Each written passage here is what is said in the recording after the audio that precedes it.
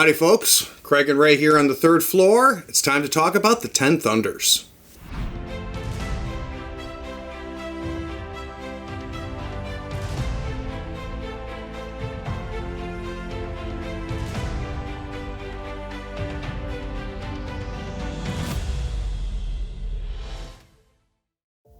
Quick disclaimer.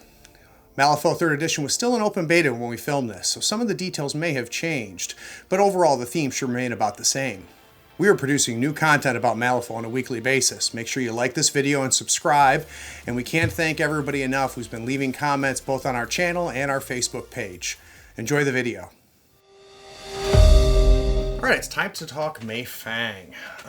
You've declared 10 Thunders. I know you've got Mei Feng as your master. What should I get ready for? Mobility, mobility, mobility. She gets everywhere, huh? She gets everywhere. How so? The quintessential ability for Foundry models is Ride the Rails.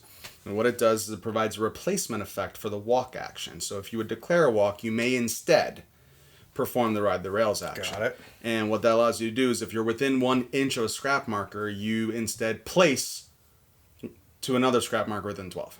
Whoa, okay. And it doesn't care if you're engaged. Wow, now is it a target scrap marker? I believe it is actually a target scrap marker. No, it is not. So it could be out of line of sight. Could be out of line of sight. Oh, wow. Yeah.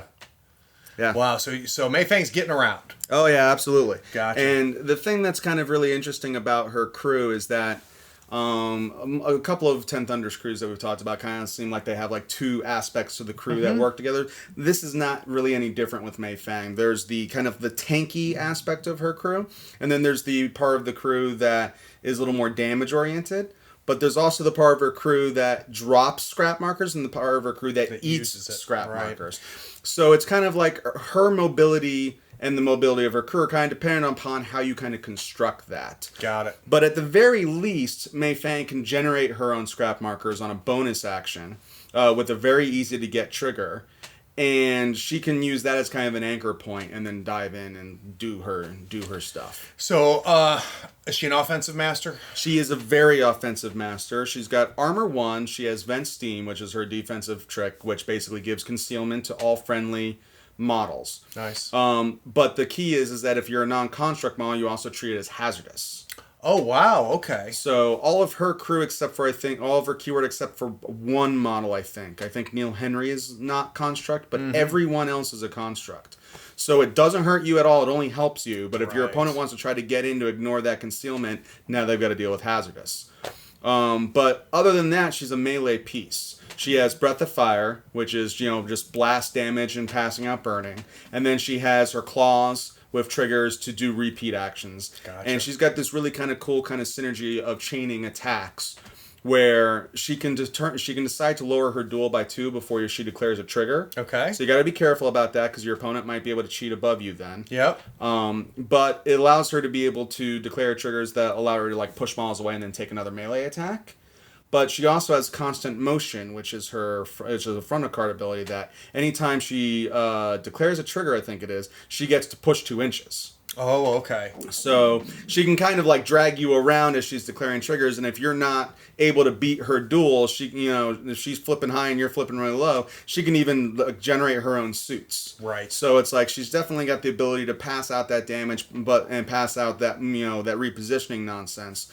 But again, above and beyond everything that she's doing, that Ride the Rails, you have to respect. I would imagine so. I mean, the first thing I think of is just what a nasty hit and run that is, right? So she charges in on you, does her attack, potentially repeating it. Right. And if a scrap marker's right there, she's popping 12 inches away from you. Right. And you don't get a chance to You don't get a respond. retaliation. Oh, wow. And like the thing is, I think her bonus action can target in a friendly model. Yes, so it targets a friendly model. And what allows her to do is it allows her to push that friendly model, but it also allows her to drop a scrap on the trigger there. So you can kind of almost set up these combos where you send in a heavy hitter like a metal golem, comes in, wails on something, then she charges in, like you said, does her thing, then pushes the metal golem out of combat, or maybe doesn't. Right. I mean, it's a metal golem. Who cares? Right. And then drops that scrap marker, so now she can walk away. Nice. So, and leave the metal golem there tying everybody up, but now she's safe. Right. Like, so that mobility concept is really, really potent. And then if that metal golem hasn't activated, it can walk, and it's just like, it's... That's cool. She's just going to be everywhere. Her crew's going to be everywhere, and you just have to be prepared for that. So if you ever get to, if you can ever kind of lock her down somehow, is she fragile? I mean, Not really, no. Oh, wow, okay. Yeah, I mean, well, it's like as fragile as your master's going to get when you've got an armor 1 master that can bamf where she wants to at 12 Right. wounds and stones. Oh, okay, yeah. So, like, she's not the toughest thing on the face of the planet, but you're going to have to put some work in her to pin her down. Ranged is probably the easiest way to put damage on her because you're just not going to be able to lock her in melee. Right. And how about her totem? Her totem is the Forgeling, and honestly, for me, it's got some nifty abilities on it, but for me, its big thing is that it's got Walking Forge, which means once during its turn, when it's taking its activation, it drops a scrap marker. So it's fuel for the fire, for the proverbial fire. And honestly, that's the biggest thing that it does for me. So I would imagine, early on, getting some of those early scrap markers is key, but it sounds to me, and we're going to get into it when we talk about the crew, that by turn 2 or turn 3, you've got so many vectors for this ride the rails action. Yeah. That's interesting. Okay, that's Mei Feng. All right, so Mei Feng is jumping all over the place, and I assume she's bringing some Foundry models with her. So if I'm going up against a Foundry crew, what should I get ready for? Armor. Oh, okay. Armor. Absolutely. Because, so we talked a little bit about how her crew is kind of split between eating scrap markers, generating scrap markers, being tanky, being offensive. So your offensive pieces, like Metal Golem is a prime example of this. Some of them are dual purpose in this. So like the Metal Golem is an offensive piece that is also super tanky, but also generates scrap markers. Right. So it's like that's kind of an auto take model for me. Like I don't ever play Mei Feng and leave the Metal Golem at home. Mm-hmm. Like you bring that model. It's armor 2. It hits like a truck, and it gets the Walking Forge that we already talked about with the Forgeling. So there's that. The other thing is like she's one of the few factions that dips into like more than one faction for things. Okay, so her keywords spread around. Yeah, it's spread around a little bit. So there's a couple of Foundry models in Bayou, and then there's several in Arcanist, obviously, and then there's a few in Ten Thunders. So you can kind of pick what you want from there. And all of them do some pretty cool things. Kang is one of the few models that still pulses out focused to other Foundry models. So like if you're trying to like stack some focus up, he's really good. Yeah. He's got a built-in crit strike, making him a min 3, so he hits like a freight train. Got the Metal Golem that hits like a freight train. Yep. The Rail Workers are a cheap model that have a really easy way of passing out stunned, because they can just say, hey, you have burning, remove 2 of your burning, you're now stunned. Wow, okay. And it's like the crew doesn't really synergize off burning really too much. Other than the fact that like you can kind of pass it around fairly easily. Yeah. So like it doesn't hurt you to do that, and stunned is such a devastating condition.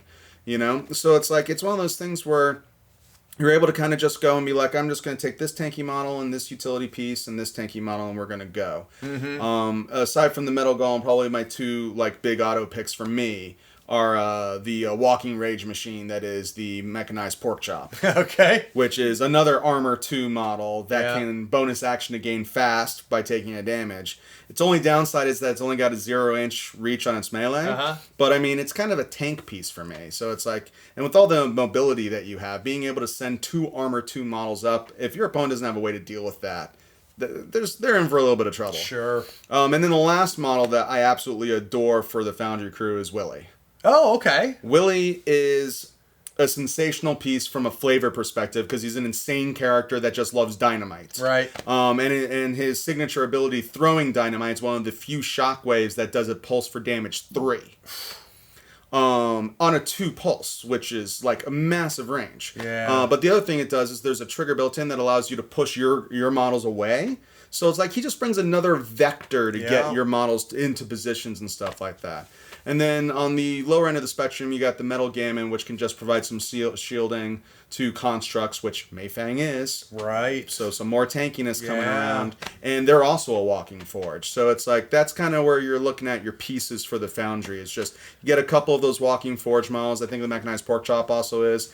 And they're what's peppering the field as they move up with scrap markers, creating these vectors of retreat and repositioning. Right. And then once you get in, you're still dropping scrap markers and they're tanking stuff out. Because they're all constructs, yeah. Right.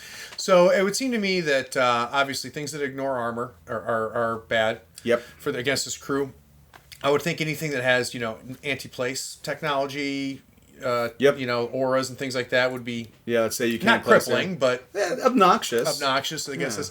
Any other glaring holes or things that the Foundry's afraid of? I don't feel that their damage output is too obscene. Okay. Like, they do have a couple of Min 3 models, but I think the thing they don't have a lot of necessarily like, I'm a Min 3 that's going to repeat trigger and pull you out of the ground. Mei Feng's kind of the closest they have to that, and I would say arguably Mei Feng is the most offensive master in 10 Thunders because she does kind of have this ability to chain into attacks, and on a perfect storm she can get 6 attacks off in a turn. Okay. So I would say she's probably the most aggressive master we have. Yeah. But that's probably the big glaring hole, is that there's a lot of mobility, there's a lot of tankiness, but there's not really any healing. Got it. And there's not really any, and it's not like there's a ton of heavy melee pieces or heavy, and there's very little ranged threat here. Yeah, so you're not erasing pieces off the board every turn. No. You're playing purely on the concept of your the ultimate version of the hit and run. You're going to get a couple of tanky pieces in, you're going to pull them out if they need to get pulled out, and you're going to rebolster the front lines so that you're tying your opponent up for other people to do their things. Got it. So what kind of player would enjoy playing Mei Feng in a Foundry crew?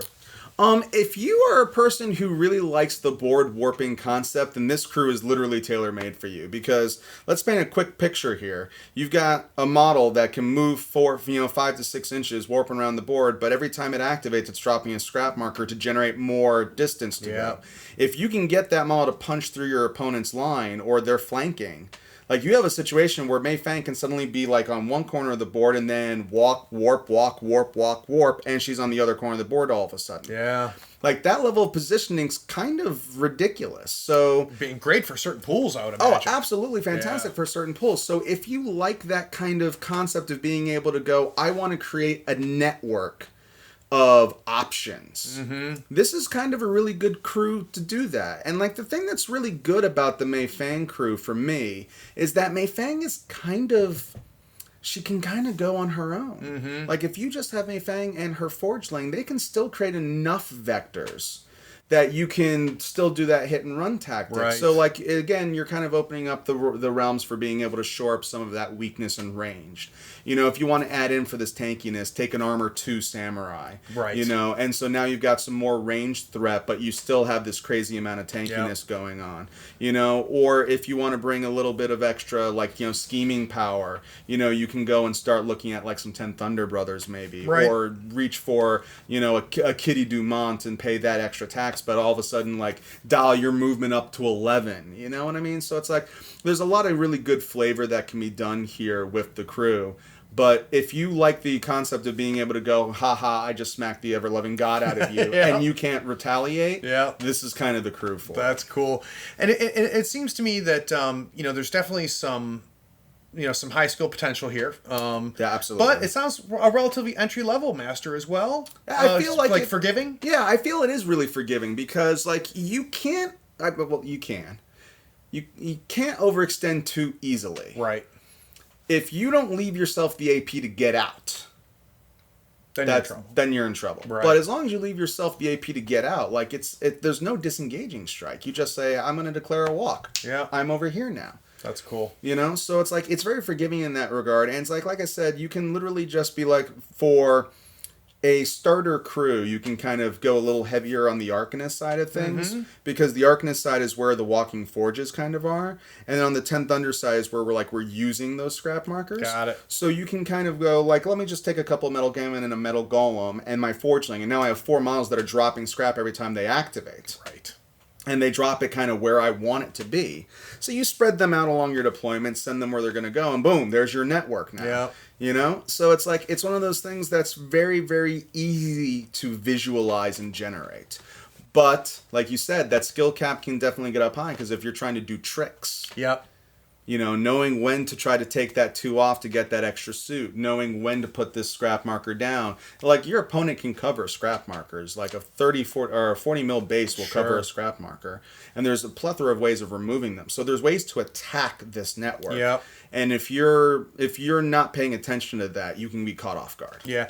Well, and it sounds to me like there's a lot of decision points. Anytime you've got a lot of decision points, those are more opportunities for you to make mistakes. More opportunities for you to make mistakes. Very, very cool. All right. Well, that is Mei Feng.